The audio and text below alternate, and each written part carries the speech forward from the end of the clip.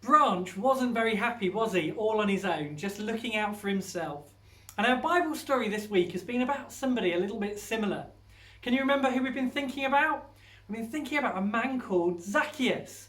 And we're going to retell the Zacchaeus story now, but we need your help. So if you're laying all over the sofa, now's the time to jump up, and you might want to do a bit of a warm-up, because there's going to be some actions for you to join in. So when I say cheered or cheering, I need you to cheer as loud as you can. So a yeah! Woo! When I say well, and hold out my arms like this, you need to say almost everybody. So well, almost everybody. And when I say tax collectors weren't very popular. So we're going to do like a pantomime boo. So we need you to go boo. Do you think you can manage that? Brilliant.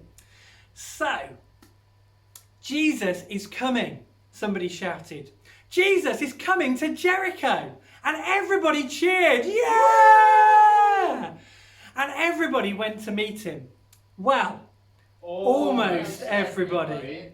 For there was one little man called Zacchaeus who did not run to meet Jesus. It's not that Zacchaeus didn't want to see Jesus. He did, he really did. But not only was Zacchaeus quite short, but he was also really scared of the crowd. Because not many people liked Zacchaeus. Because he was a tax collector. Boo! And he collected much more money than he should have done, and he kept it all for himself. But then Zacchaeus had an idea. There were trees by the city gates, big leafy trees. If he could sneak behind the crowd and climb a tree, he could see Jesus and not be seen himself. So off he went, and because everyone was cheering, yay! Nobody noticed Zacchaeus, the tax collector. Boo! Come and eat at my house, somebody shouted to Jesus. Come and eat at my home, Jesus, somebody else cried. And because it was a great honour to have someone as important as Jesus come to your house, everyone was calling out. Well, almost everybody. For there was one little man called Zacchaeus who kept his mouth shut and tried not to rustle the branches. Thank you, replied Jesus. You're all so kind, but I've already decided where I'm going to eat today. Then Jesus looked straight up into the tree and he looked into Zacchaeus' eyes and he said, Zacchaeus, Zacchaeus, come down. I'm eating at your house today. Zacchaeus, someone shouted. Jesus eating with Zacchaeus, but he's a tax collector. Boo! He's the worst man in town.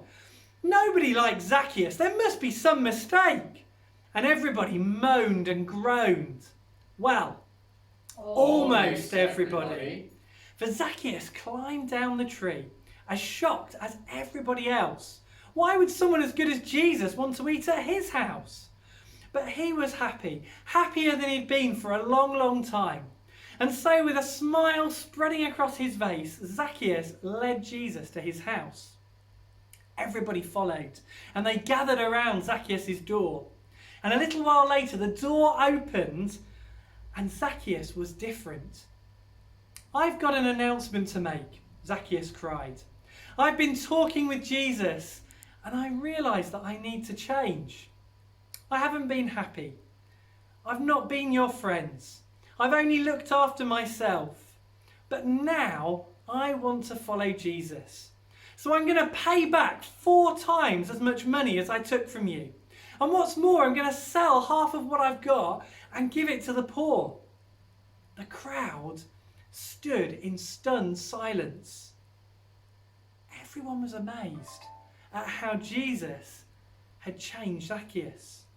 And everybody, and this time it was everybody, cheered. Hooray! Thank you so much for joining in there. Zacchaeus was a little bit like Branch, wasn't he? But he changed, and he changed because of Jesus. Zacchaeus realised that he couldn't be happy all on his own, even if he had lots of money and lots of things. Zacchaeus discovered that to be happy, he needed to follow Jesus. and he needed to help others. And Branch discovered this too. Eventually he goes off to find Poppy and he rescues her just in the nick of time, as we're going to watch now.